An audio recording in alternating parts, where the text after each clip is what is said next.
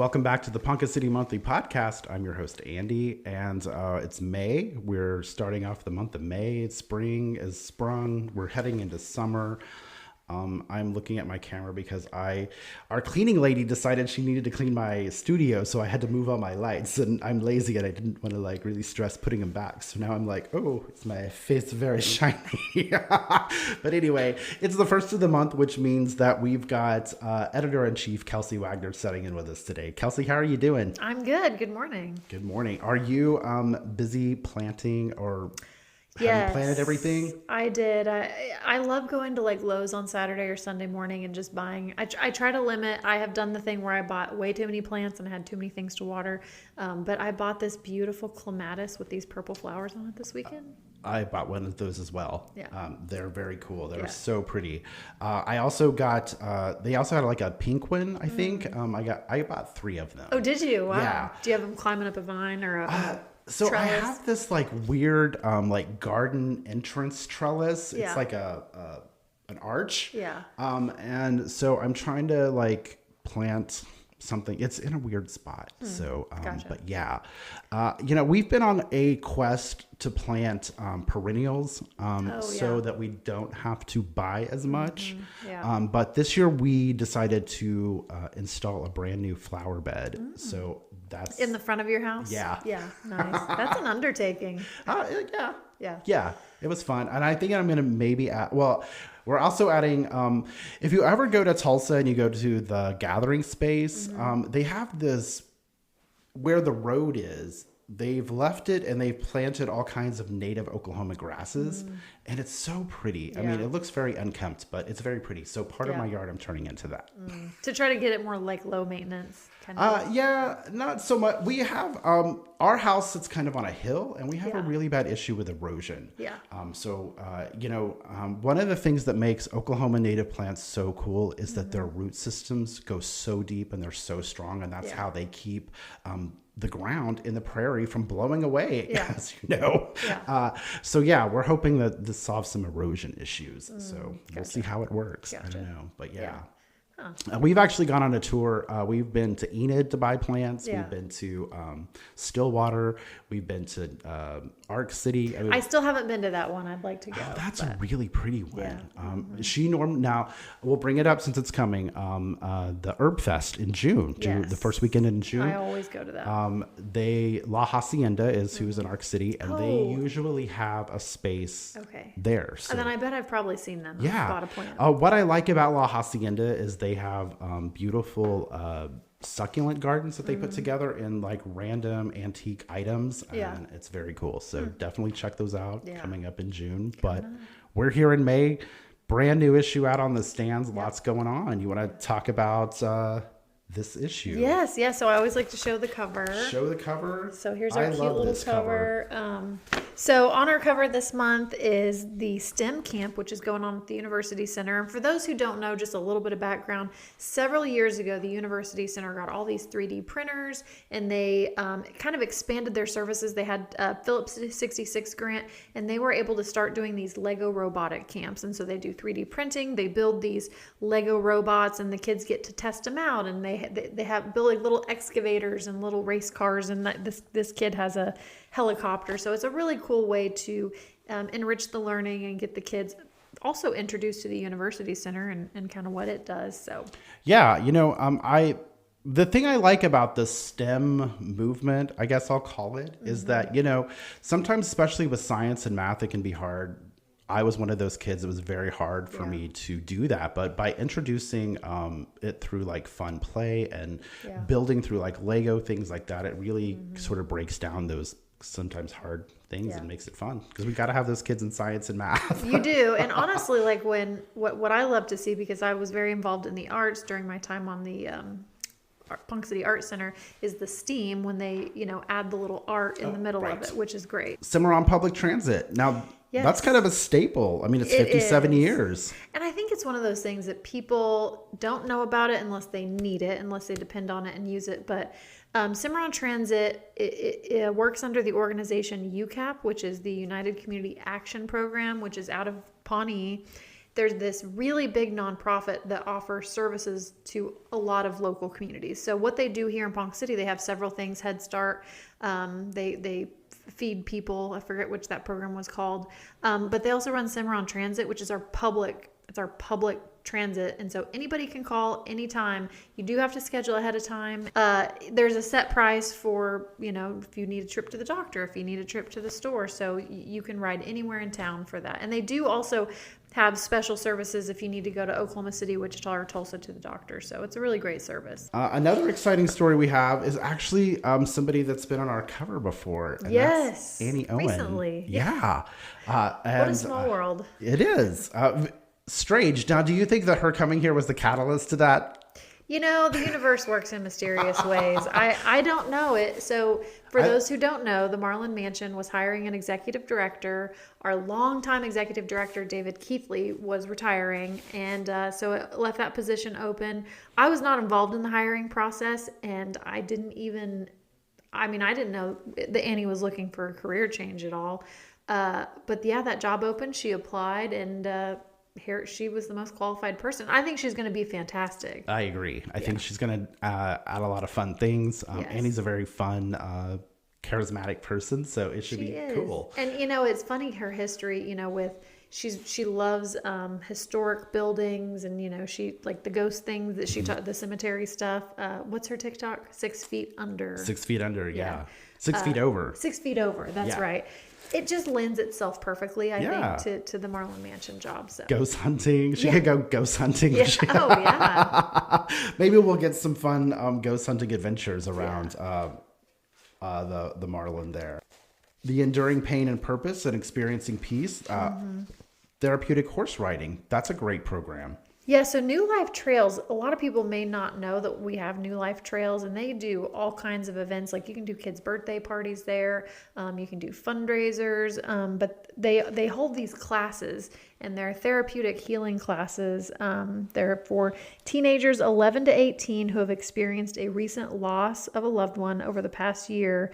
And so it's just a way, animals are healing. And so this may not be something that people even know that we have available in Ponca City. So she actually reached out and said, hey, I've got a story I'd love to submit. And nice. Just a reminder to everyone, we accept story submissions from anyone. Yeah. So, and it doesn't guarantee they'll be printed. And we have to make sure the quality is up to our liking. But yeah, it was a great story. Not the first time we've talked about them. They kind of pop up every now and then. It's such a great program that we're always happy to help give them some props there. Yep. We also did a great story on David's Garage, who is a longtime advertiser of ours. So it's great to sort of give them a little spotlight into their programs. The thing that I thought was funny is that, he kind of just started the business and was learning as he went. And now he's got this very professional garage. And I have to say, we have so many great businesses in Ponca City, but he keeps his shop immaculate. Like you go, sometimes you go to mechanics and they're they got extra things floating around, but it's super clean. It's super organized. He runs a very efficient business, and he gets those cars in and out. So he does a fantastic job. And if you go look at his Google reviews, raving reviews. So yeah, fantastic program. Definitely want to check them out if you got car issues that need to be looked at. If that car's making a weird sound, don't turn your radio up because it will not go away, as I learned. Have you ever played the How Long Can I Drive with the Oil Light On game? Okay, Andy, I'm a farm girl. No, we don't play that game. That game ends in bad things. Sure. But you can drive pretty far. I bet you can.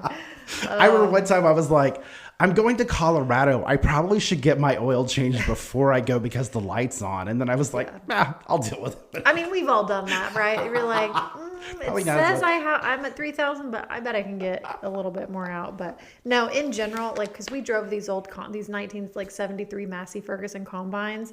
And that was my dad's, because he always said farming is 50% farming and 50% fixing stuff. So, if you let things go, you break down and then you can't do anything for the rest of the day. So and you just have to buy a new car. Yeah.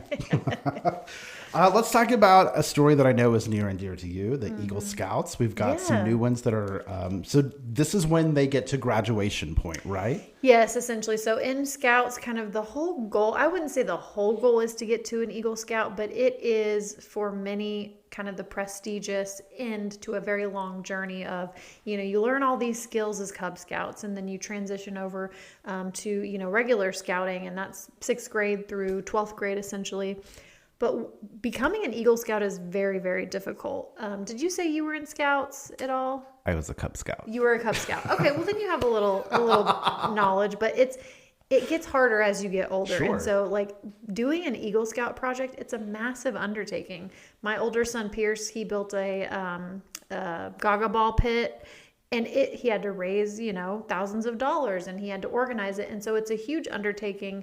And then there's also a point, like you have to get this done before you turn 18. Like you age out is what it's called. So you can't just have an unlimited amount of time. So all these kids in Troop 556 went through the rigorous, test and merit badges and everything that it takes to become an Eagle. And really attaining that Eagle Scout, like it opens up opportunities for scholarships. You can automatically get a higher rank if you go into the military. And so they make it hard for a reason, because it does open up some really cool doors. So. Yeah, definitely a great program for future leaders to be in. Sure. Something that I thought was kind of fun is if you look at the article, this is a design insight. I added little merit badges. Yeah. And what I thought was fun was I went in and I looked at their sashes and seen all of them had sort of the same, but some of them had like unique badges. Oh, nice. And so it was kind of fun to go in and see what the different badges and different things meant. That. So, yeah. Well, and here's a little fun fact for you. So, they opened up Scouts BSA to girls, I think it was 2 or 3 years ago. And I think we had an article in the magazine, but for those who don't know, we had the first female Eagle Scout in the entire state of Oklahoma right here from Ponca City. Wow. So, her name is Journey King. So, awesome. And that was last year? Or it was a couple years ago. Okay. Two and a half, maybe. Nice. All right. Oh, we can't forget about the Airbnb story. Oh, yes. We've been working on this one for a while. Yeah. We are going to do a corresponding podcast with Zach Trantham from Visit Ponca, right? Visit Ponca City. Visit Ponca City. And the reason I tied those together is because, why do we have so many Airbnbs? It's because there's so many events going on throughout the year. Rodeo coming up in just a few weeks. That's going to bring in a ton of people. And even concerts in Stillwater, like the Boys of Country, that brought in people that were staying here in town. Yep. So the fact that we have all these beautiful Airbnbs. Yeah, and this was just, I've known for a long time. I was an Airbnb owner. I don't know. Gosh, it's been I was one of the first 5 Airbnbs in Ponca City. Wow. It was a very unique experience. But now we have over 50. So there's a lot of Airbnbs, and they're very unique. And so I had been kind of looking and saving some pictures of some of the newer Airbnbs. Suzanne DeVinny has a couple new ones, like the Fox Den, I think last year.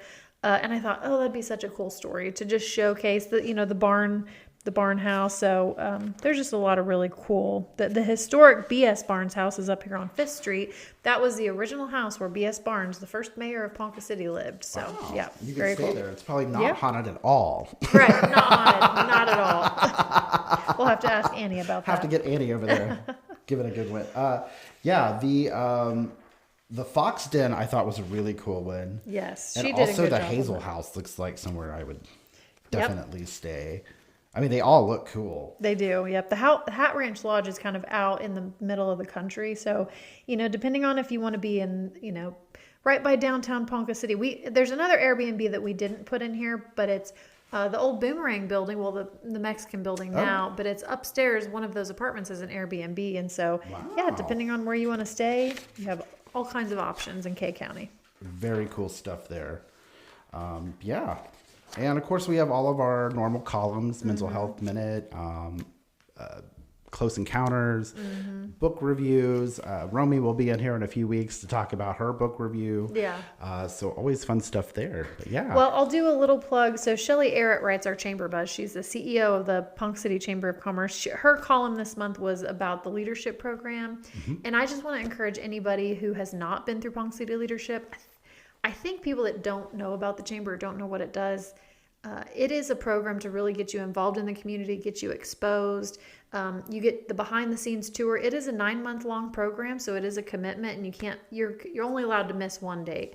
But there are so many people I've seen go into that program, make connections, get better jobs, find, business connections and things. So it's a great program, open to anyone. You do have to apply.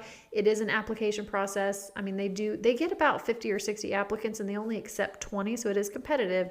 But I really encourage people to apply. They will be opening up, I believe it's in May, they open it up for the next year. Okay, so sometime this month. All that information is definitely in the article. I even put a save the date in there so that you don't miss it.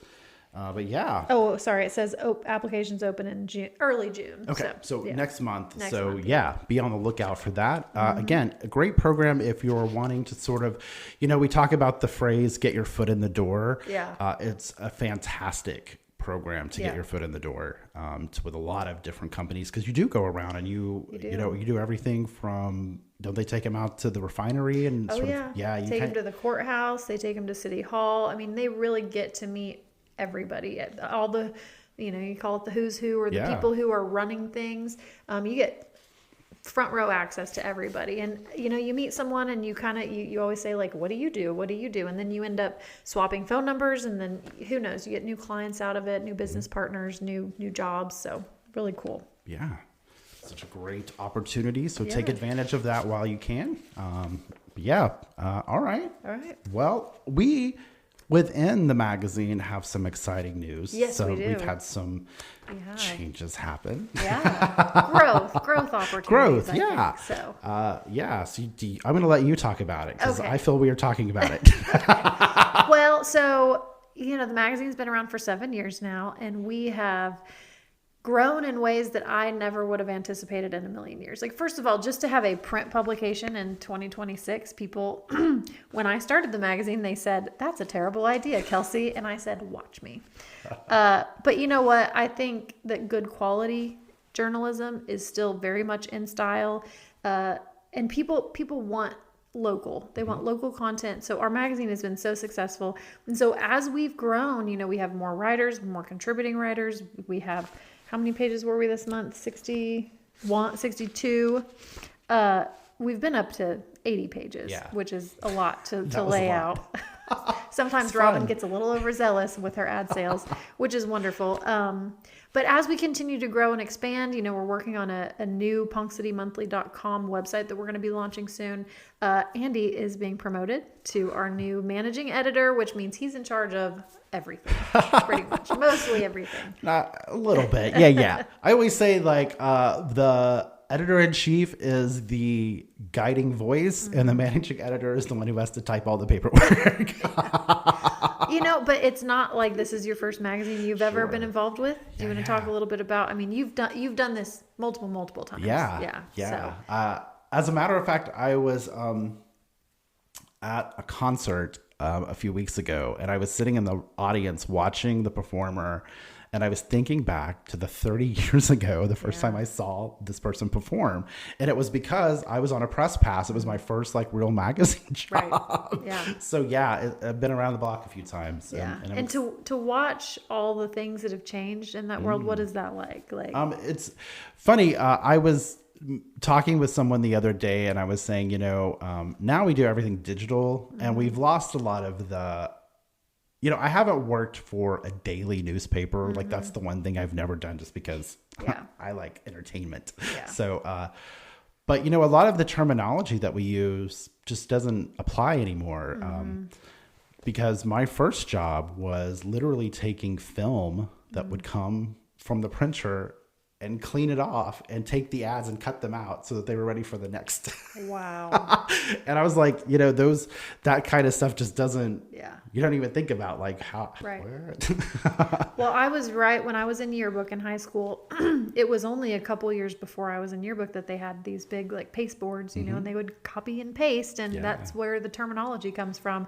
And so I was the first iteration of using Adobe PageMaker and it was so different than it is today. It was not even connected to the internet. We had to, get everything compiled and get it on. It wasn't even, I think it was a zip drive. It was some kind of weird, it wasn't a floppy disk. It was an upgrade from that. Right. It was a big fat floppy disk, right? Yes, a huge fat, drive. it was a zip drive. So how things have changed. One time I was, in my earlier days, I wasn't as cool as I am now. So we didn't get the magazine done days before it needed to go to the press. It was usually the night of.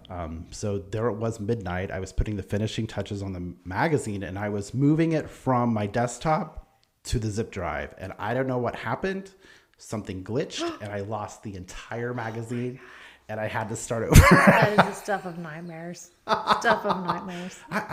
I can't even imagine how that would happen because now we save everything to the cloud and then we forward that and even in Dropbox, there's like backups of backups where you can restore deleted things. So. And I was thinking because I asked you as I've taken over this, like, how do we get the magazine to the printer and doing that? And I was thinking back in the old days, we used to use FTPs, which. Oh, right. We don't use those now. We can just email it. When we upload the directory, we actually do that. Do we? Well, I thought we just put it in it's a fancy version of Dropbox, but it's their Dropbox. Yes, he called it an FTP. Oh, sure. So maybe he's just old. He's probably in the same generation as me. Yeah, it's an FTP. Yeah, but not actually an FTP. Yeah. That would make sense, yeah.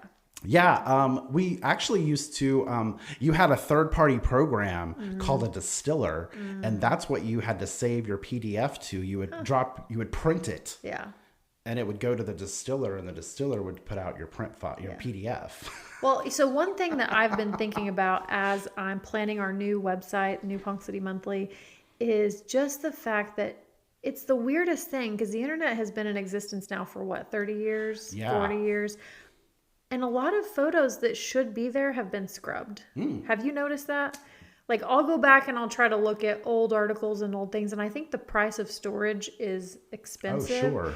And so people I don't know if they don't make it accessible, but that's one of the things I want for our website is I want all of our stories to be accessible from the beginning. Yeah. And to let that, people used to clip newspaper clippings and keep those. And so that's something I want there to be some sort of record that people can go and search. And so I don't want these to be lost into, the ether space. Because it does happen. There was a time that if you Googled my name, it would be like 10 pages of stuff. And now I don't exist. Well, think about when people launch a new website, it's just wiped out. Yeah. So on my mayor page, I did a throwback video, like the 90s. Oh yeah, I saw that. And there were some people that are like, oh, we need pictures of Skate World. Oh yeah. I went on a deep dive, Andy. Did you find some? No, they don't exist. They don't exist. I can't. I'm still determined to find them, but I'm like, Skate World in Ponca City was in existence for like 30 years. There has to be pictures, but they don't exist on the internet. Yeah, so somebody it's has weird them in a box somewhere. Well, but I think they had there was a Skate World Facebook, but it's been wiped, and there was a Skate World Yelp page, and it's been wiped, and so I'm like, there's just. I wish we had more. So that's the kind of stuff, I want to have an archive on our website where people can even upload fun memories. Oh, yeah, for sure. Definitely so. That would be a fun thing. So, lots of things. One thing we want to make expressly clear, Robin is not going anywhere. Robin's not going anywhere, guys. We're growing our team. We're hiring new people. We're hiring. So you got promoted. We're hiring a part-time commission-based salesperson.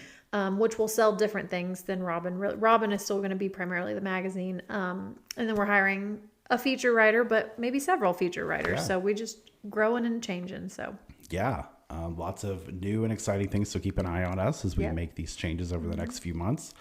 All right, let's talk Mayor Minute. Yeah, Mayor Minute. Okay, so I have something that e-bikes. This is a little controversial, Andy. I mean, so I got to tell you, before you jump into this, I know that we have talked about this. Yeah. The other day I was reading an article and I was like, oh, this must be local because it's all about e-bikes and what a nuisance they are and this and that. No, it was from Tulsa. Yeah, and then I read another one and I thought, this must be from Tulsa also. It was from Orlando. These things are everywhere. I don't know when I said nuisance. Happens. They're not a nuisance, but no, they are. I mean, they can be dangerous, and so they're dangerous if you don't follow the law. Yes, exactly. And I think what's happened is that because of the accessibility at the big major box stores, the younger kids have now got access to them, and the batteries last a lot longer. They're a lot faster. all of a sudden in the past 2 or 3 months, they're just everywhere. Everywhere. And so I don't know if you heard about, there was a kid in Stillwater who got hit. I think it was. I mean, it was bound to happen. Yeah, it was bound to happen. And so we have, as a city staff, are reviewing it and we're looking into it. And sometime this summer, we are going to take that up to put something in place to not only make sure that the kids or adults or whoever are on these e-bikes are safe, but the pedestrians and the people in the cars everyone has the rules and the expectations. Because I've got some kids that they ride around like it's a motocross racetrack in my neighborhood. Yeah. No helmets. Right. These kids are like 9 years old, so it's not good. So, I mean, at first, my initial reaction, and I think I talked to you about this just in passing, that, I kind of have the old man get off my lawn kind of situation. And I was kind of feeling guilty about that because, I'm an adventurous person. I like to have fun. I like to do fun things. Yeah. I like to party. I like to do all of those. So I don't want to limit any kids. And so I struggled with how do I vocalize how I feel about this? And then one day I was sitting on my porch. The sun went down. It was getting it was starting that process where the light's going away. It's getting really dark. Yeah. A car was coming. Mm-hmm. All of a sudden, there are 4 kids on e-bikes in front of the car. Oh my gosh. Out of nowhere. Oh my gosh. And it's not that I don't want you to have fun. It's not that I don't want you to be able to do this. Yeah. It's that I don't want you to get hit. Yeah. Well, I don't want to see that. One accident is too many accidents if it's preventable. So, yeah. And what I have noticed is now I've noticed that some of the older kids, and by older kids, I'm saying 10, 11, are starting to wear helmets. And so the younger kids are starting to wear helmets. Yes. But at first, the older kids weren't. And I noticed the younger kids were kind of playing along. Mm-hmm. Whatever the older kids do, that's what the younger kids do. And so that was... Sure. And they ride in groups. So you'll see a little herd of e-bikes with little-ish kids, 9, 10, 11, 12. And they're all together and they're completely silent because they're electric. And it's very dangerous. Yeah, they are very silent. That is another point. Yeah. It is. So. But Marlin Mansion... Yes, the Marlin Mansion, they're all over that place. So I don't know, maybe we need to have a place for them or something because it's just... I've thought that, maybe if there was... But again, you know how it is being a kid. I mean, we had the fortunate luck of being raised on farms and ranches, so we... Wide open spaces. Open spaces. Right. Be as crazy, evil Knievel as you want. Yeah. How I survived without breaking anything... It's why I can't walk because of my Janet Jackson knee. But definitely don't want to impart on the fun, but I just want them to be safe. And it would be more fun if there was a place kind of communally that they could go and do that. Yeah. But yeah. So we'll talk about that. So there's my mayor minute. Okay. Yeah. This can be cut if you don't want to talk about it, but how much longer are we waiting on the bridge to open? May 8th. May 8th. May 8th. To everyone, it is May 8th. It will be open on May 8th. I'm told that this is guaranteed. As long as we don't have any... Today's the 4th, Monday, Tuesday, Wednesday, Thursday, 5th, 6th. So Friday. Yes, Friday. Okay. Yeah. So Friday it's going to be open. Mm-hmm. So I was told even if they have to just go down to one lane just to get it open, it will be open. Okay. So they have done what they needed to do and it's right there at the end. Cool. So are you thinking it's going to be one lane or do they know yet? They've got the bridge all built. So it depends on they're putting finishing touches. It will either be completely open to all 4 lanes of traffic or it'll just be down to the 2 or whatever. So, okay. Yeah. Very cool. It's been a trudge. It's been a long haul, huh? Yeah. We can all get to Butcher and Baker now. I mean, I sort of live right there off of Hartford. So I don't, it's whenever I come here, it's a little weird, but I have this weird mental thing where I cannot go the same way to somewhere. You've mentioned that more than one. And it's because I took a very high level creative thinking class.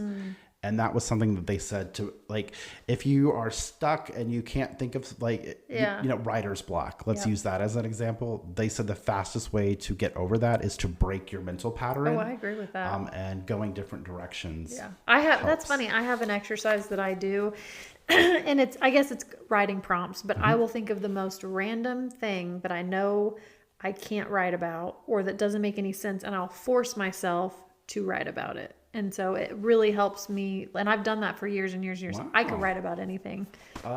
You know, I had a bit, and she's not very old, so it wasn't that long ago, but Taylor Swift made a comment, and I have never been able to find this. I watched it with my own eyes, so I know it happened. It disappeared in the internet ether. Yeah. But she was saying that, you know, the thing that makes a superstar like her different from you is that she doesn't get to have writer's block. So she had to learn techniques. Yep. And whenever I heard that, I was like, you know, I'm a professional. I need to learn these techniques. Yeah, absolutely. Because people depend on me, you know, like you can't be like, oh, I can't just be like, I don't have an idea for a cover, though that did happen one time. Well, and that's what I do for my letter from the editor a lot of times. Like this last month, I was like, band.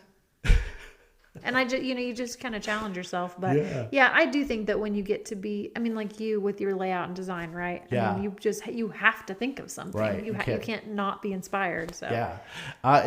And that really came into play, like at places like when I worked at A+ Printing, you know, like when people come in the door and they need to design that day, you can't just be like, I got to think about it. I need to take a nap. Like, no, you need to come up with the design right then. Yeah, exactly. So, yeah. All right. Well, thank you guys for joining us again here at Ponca City Monthly Podcast. Come back next week. We're going to have another great show. Next week is going to be Zach with the Airbnb thing. Nice. I've had that interview for a while. Yeah. It's going to be fun because when I interviewed Zach for that, it was about to be that gigantic snowstorm that hit. Oh my gosh. Like, wow. We're off camera. We're talking about how fast we need to get home before that hits. Oh, how So funny. it'll be interesting to see how that plays out. Yeah. But yeah, so come back next week for that, and we'll see you guys again. Thank you so much.